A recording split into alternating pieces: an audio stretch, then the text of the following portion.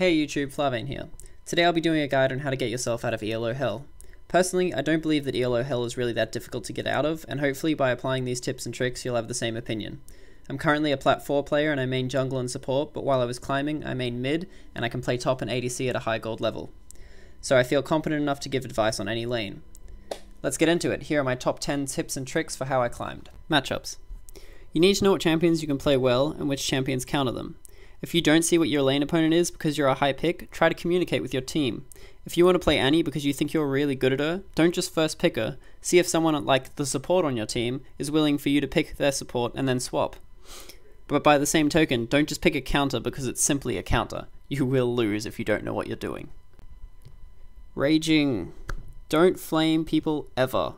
Like ever. It doesn't help your team in any way possible. We've all come up against the trolls and it'll affect your game if you start bickering with your own team.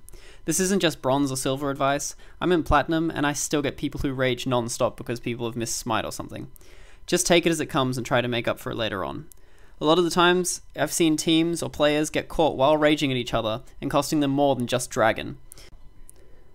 Wards. Wards, wards, wards. You've probably seen this in about 1,000 other YouTube videos telling you how to climb out of ELO because it's so fundamental.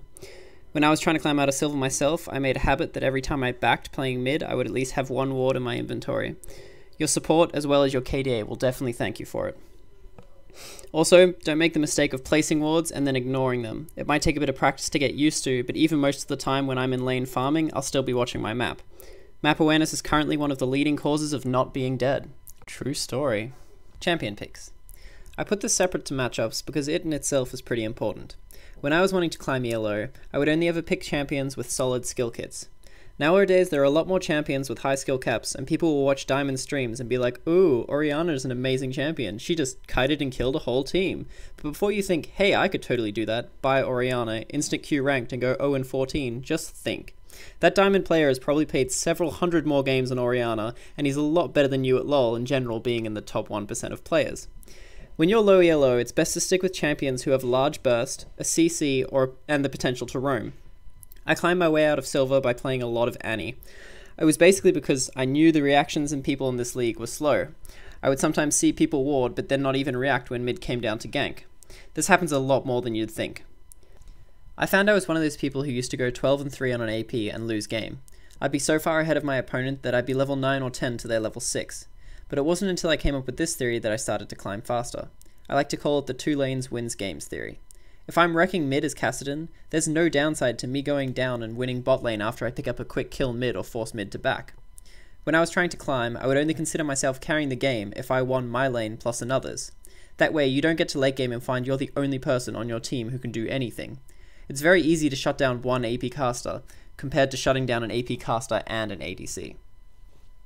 Realizing you're bad. This is a pretty common one you'll find in YouTube videos everywhere, but most people shrug it off as if it doesn't apply to them. You really shouldn't. I don't care if you're going 15-0, if you can consistently achieve that, then you would have pulled yourself out of bronze or silver a very long time ago. A kill lead does not secure a game. Once you realize you're bad, you can start thinking of things like, what can I do to help my team win? When ganks go wrong and you die, don't just say, lucky my team is so bad in all chat, or blame the jungler for a weak initiate. Even if they were at fault, you wouldn't be dead if you'd called the situation better. I've seen people commit to ganks just because the bad jungler jumps into the fray. If that's the case, don't follow them in. You're only going to feed more kills. Instead, tell them you'll ping when to initiate and don't leave it to his judgment call. State clearly who the target is before you engage, not after you've lost the fight. Someone else's bad play should not get you killed in most cases. Another tip for getting better is self-assessment. After each fight, even if you win, ask yourself, what could I have done better in this fight that would help me in future? Communication. This is especially important if you decide to main jungle. You've got to communicate with lanes. A ping 2 seconds before you flash over a wall and bandage toss won't be enough in a low ELO because people might not have good enough reaction speeds. Make sure you tell them where you have warded. Let them know when you intend to gank, or if you're a laner, let the jungler know if you need ganks or if it's okay to stay away from your lane. Request assistance before it's too late. I've seen too many games where people just don't say anything, slowly fall behind, and then get killed and just go GG nub jungler no ganks. I hate to be a did you know tooltip, but communication really does win games. Specialization. Being competent in all roles is important in ranked, but I strongly advise that you pick 2 roles to specialize in. If you're one of those players who calls mid or feed, then expect to be in bronze or silver league for a very long time. By having 2 roles, you can be relatively sure that you'll get at least one which you can carry on. However, some games you won't get this, and it's still important to be able to play every role or be prepared to lose a lot of ELO to dodging. Objectives. Things such as Dragon, Baron, and buffs can heavily decide a game. If you main support, know how early their jungler can Dragon. For example, a level 6 Nasus can easily solo Dragon with his ultimate. A lot of the time they will get away with this, because most people won't bother warding Dragon that early and just place a ward in the river bush instead. Denying that global gold could stop their team from getting the advantage on you. By the same token, know what your jungler is capable of. If you have a Fiddlesticks past 6, he can also easily solo Dragon with blue. Make sure it's pinged for him so that he won't get ganked while he's doing it. Duos. There are so many good and bad things that can come out of duos. For starters, if you're Bronze 1 and you're in noob or strategy chat looking for a gold player to carry you out of Bronze because people in your league just suck, well, just look at the irony of that statement and please stop spamming in chat rooms. Ask yourself, if you were someone who just climbed out of ELO Hell, would you really want to try boost some random stranger with the potential of losing your own rating? However, duoing with someone around your ELO is definitely recommended, especially if you're both competent in different lanes. Duo bot is really common, but not worth playing if it's not the role that you normally play. If you play a lane like top and mid, for example, you can be relatively confident in their lane, and maybe he's a really good mid, so you can rely on him to gank once and just set your lane far ahead, or vice versa. That way you'll have 2 lanes who've won, and you've applied the 2 lanes wins games theory without even noticing it. So these are my 10 basic tips for how I climbed and ranked.